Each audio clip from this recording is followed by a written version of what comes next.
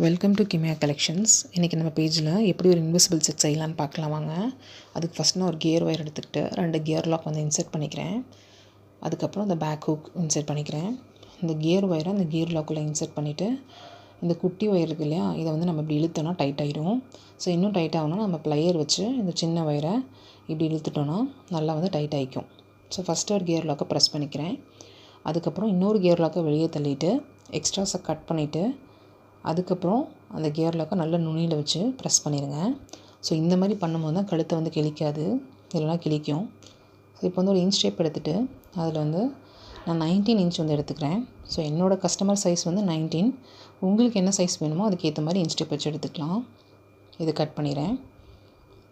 இப்போ இதுக்கு வந்து நான் ஒரு குந்தன் ட்ராப் ஸ்டோன் எடுத்துக்கிட்டேன். அதுக்கப்புறம் லாரல் பேர்ல்ஸ், ஜம்ப்ரிங் எடுத்துக்கிட்டேன். ஸோ இந்த ஜம்ப்ரிங்கில் எப்படி இந்த பேர்ல்ஸ் ஆட் பண்ணி இந்த குந்தன் ஸ்டோனில் போடலான்னு பார்க்கலாம் வாங்க. ஸோ லைட்டாக நம்ம ஜம்ப்ரிங் ஓப்பன் பண்ணிவிட்டு அதில் இந்த பேர்ல்ஸ் வந்து ஆட் பண்ண போகிறோம். நான் வந்து ஒரு 3 பேர்ல்ஸ் மட்டும் எடுத்துக்கிட்டேன்.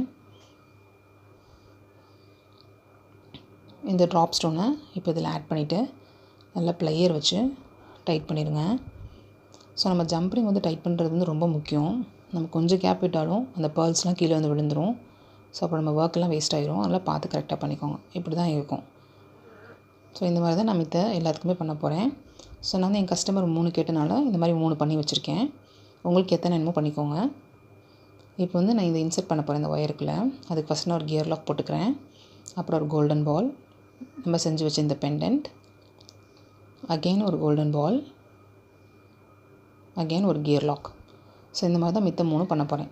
பண்ணிவிட்டு ஃபைனலாக 2 கியர் ஒயர் போட்டுக்கிறேன். இது வந்து நம்ம லாக் பண்ணுறதுக்காக. இப்போ ஹூக் எடுத்துகிட்டு இந்த ஹூக் வந்து ரைட் சைடு வர மாதிரி எப்பயும் வச்சுக்கோங்க. வச்சுட்டு கீழேருந்து இந்த ஒயரை இன்சர்ட் பண்ணி மேலே இழுத்துக்கோங்க. அதுக்கப்புறம் நம்ம அந்த கியர் லாக் போட்டிருக்கோம் இல்லையா, அந்த 2 கியர் லாக்கை இதில் எப்பயும் போல் இன்சர்ட் பண்ணிடுங்க. ஃபஸ்ட்டு ஒரு ப்ராசஸ் பண்ணோம்ல, அந்த ப்ராசஸ் அப்படியே ரிப்பீட் பண்ண போகிறோம். சின்ன ஒயரை லைட்டாக இழுத்துட்டு டைட் ஆயிரும். ஃபஸ்ட்டு ஒரு கியர் ப்ரெஸ் பண்ண போகிறோம். அதுக்கப்புறம் அடுத்த கியர் லாக்கை எக்ஸ்ட்ராஸை கட் பண்ணிவிட்டு அடுத்த கியர் லாக்கை இன்சர்ட் பண்ணிக்க போகிறோம். இப்படி இன்சர்ட் பண்ணிவிட்டு ப்ரெஸ் பண்ணிடுவோம். இந்த மாதிரி ப்ரெஸ் பண்ணிக்கோங்க. ப்ரெஸ் பண்ணிவிட்டு நம்ம செயின் ரெடி ஆயிடுச்சு. ஸோ இப்போ இந்த டாலர்ஸ் வந்து அங்கங்கே வேணும்னு கேட்டிருந்தாங்க. ஸோ வந்து நான் வந்து கொஞ்சம் கொஞ்சம் தள்ளி எடுத்துக்கிட்டேன். இது உங்களுக்கு சரியாக மெஷர்மெண்ட்டோடு வேணும் அப்படின்னா நீங்கள் இன்ச் டேப் யூஸ் பண்ணி கூட எடுத்துக்கலாம். நான் வந்து இன்ச் டேப் யூஸ் பண்ணல. ஸோ இப்படியே வச்ச மாதிரியே நான் வந்து கியர் லாக் வந்து லாக் பண்ணிடுவேன். எனக்கு அதான் கம்ஃபர்டபுளாக இருக்கும். உங்களுக்கு எப்படி இருக்குமோ அந்த மாதிரி பண்ணிக்கோங்க. ஸோ சென்டரை ஃபஸ்ட் நான் எப்போயும் லாக் பண்ணிட்டு தான் சைட் போவேன். ஸோ சென்டர் பொசிஷன் கரெக்டாக இருந்தாலே சைட்